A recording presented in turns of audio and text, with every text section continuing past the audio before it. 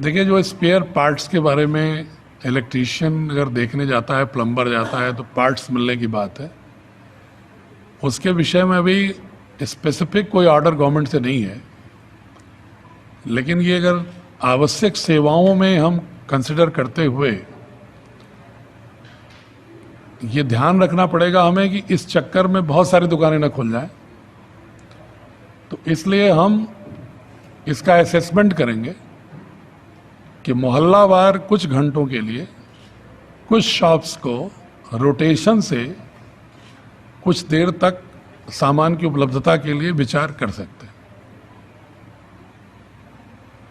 गाड़ियों पर जो मिस्ट्रीज हुई हैं, इनके लिए भी कुछ ऐसा है?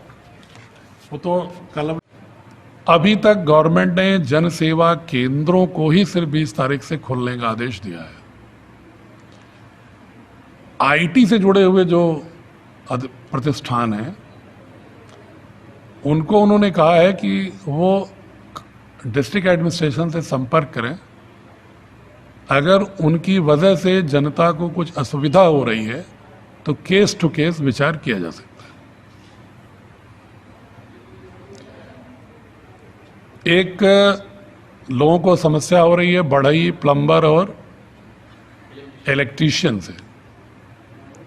उसके विषय में आज हमने नगर पालिका के साथ बैठक करके उनसे ये कहा है कि मोहल्लावार चिन्हित करा लें कि इस कैटेगरी के कितने लोग उपलब्ध हैं, और अपना नंबर नगर पालिका एक कंट्रोल रूम का जारी करें और सभी लोगों का अपने रजिस्ट्रेशन करा लें, और उनको जैसे सब्जियों का मोहल्ला बंटाता उस तरह मोहल्ले बांट दें, और ताकि वो मरम्मत का काम हो सके।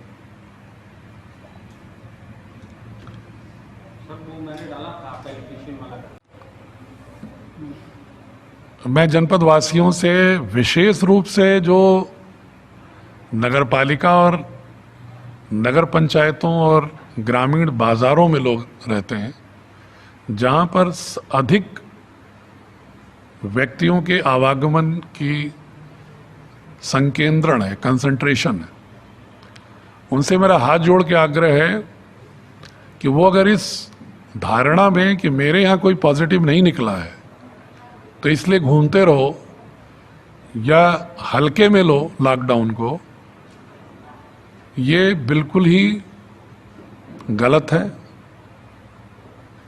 सावधानी ही एकमात्र विकल्प है। आप खुद सोचिए, अगर सावधानी ही एकमात्र विकल्प नहीं होता तो कोई भी सरकार सारी आर्थिक और सामाजिक गतिविधियों को रोकने जैसा दृढ़ निर्णय क्यों लेती? अगर इतना कठोर निर्णय नागरिकों के स्वास्थ्य के हित में, देश के हित में लिया गया है, और अगर आप उसका पालन नहीं करोगे और ये लॉकडाउन की अवधि निरंतर बढ़ती रहेगी तो देश के लिए, आपके लिए, परिवार के लिए, समाज के लिए बड़ा घातक होगा। इसलिए मेरा निवेदन है कि स्वतः संयम रखें। क्यों चाहते हैं कि पुलिस आपको डंडे मारे, पुलिस आपका चालान करे, पुलिस आपको दौड़ाए? तभी आप इसका पालन करेंगे। पढ़े लिखे सभ्य समाज के लोग हैं। लॉकडाउन की स्पिरिट को समझें, अपने घरों पर रहें। बहुत ज़रूरत पड़ती हो तो अकेले पैदल जा कर के ज़रूरत की चीज़ें ले लें।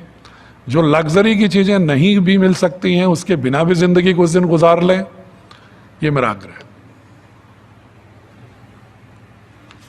खड़गपुर चक सिकटी का जो हॉटस्पॉट है, वहाँ पर जो 3 लोग थे शुरू में, जमाती लोग, उनका 2 बार नेगेटिव आने के बाद वो डिस्चार्ज हो गए हैं। उनके जो केयरटेकर थे हबीबुर रहमान, जो खुद पॉजिटिव आए, और उनके बेटे बेटी और नेक्स्ट पड़ोस की एक महिला जो पॉजिटिव आई, हबीबुर रहमान का जो सेकंड सैंपल है वह नेगेटिव आया है। आज उसकी रिपोर्ट आई है जो नेगेटिव है। थर्ड सैंपल आज फिर हम भिजवा रहे हैं, जिसके 2 दिन में परिणाम आ जाएंगे। बेटा बेटी सब मिली है। किसी भी पॉजिटिव आने के बाद हॉस्पिटल में 14 दिन रखना होता है। इसलिए हमने निर्देश दिया है कि जो भी बाकी 3 हैं उनका जिस दिन उनका फर्स्ट सैंपल लिया गया था उसके 11वें दिन दूसरा सैंपल हो और 14वें दिन तीसरा सैंपल हो। तो जो उनके बेटे बेटी हैं उनका सेकंड सैंपल 23 को होगा और उसका रिजल्ट आने के बाद फिर थर्ड सैंपल होगा। और जो मुनीरा खातून का है, चूंकि फर्स्ट सैंपल 15 को हुआ है इसलिए उनका सेकंड सैंपल 26 को कराएंगे। 11वें दिन सेकंड सैंपल, 14वें दिन थर्ड सैंपल, और उसके रिजल्ट अगर कॉन्सिक्यूटिव नेगेटिव आते हैं तो डिस्चार्ज हो जाए।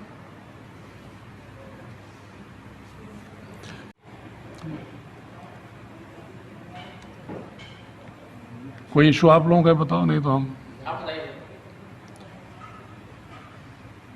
सामाजिक संगठनों के सहयोग के विषय में एक बात पुनः और अनुरोध करना है मुझे कि भारत सरकार की नीति आयोग का आदेश है कि कोई भी संगठन काम करना चाहता है तो उसे रोक नहीं है, लेकिन वो एडीएम प्रशासन से मिलके जो जिला प्रशासन से नामित अधिकारी हैं पूरा अपना प्लान बताए और साथ में आय का स्रोत भी बताए,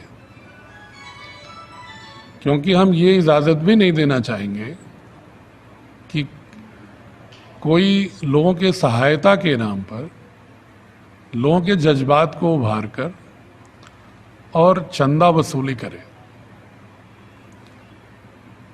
और स्वप्रेरणा से कोई करना चाह रहा है तो अच्छी बात है, लेकिन किसी को बाध्य न किया जाए।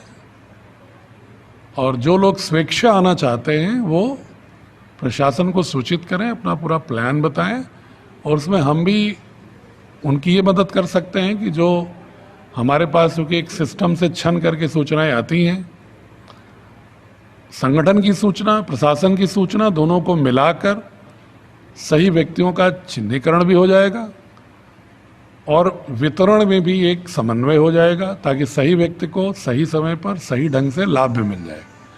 इसलिए हमें सामाजिक संगठनों की आवश्यकता है।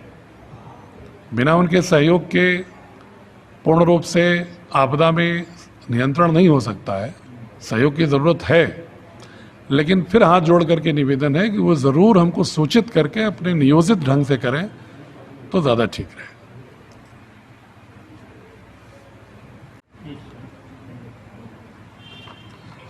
प्रधानमंत्री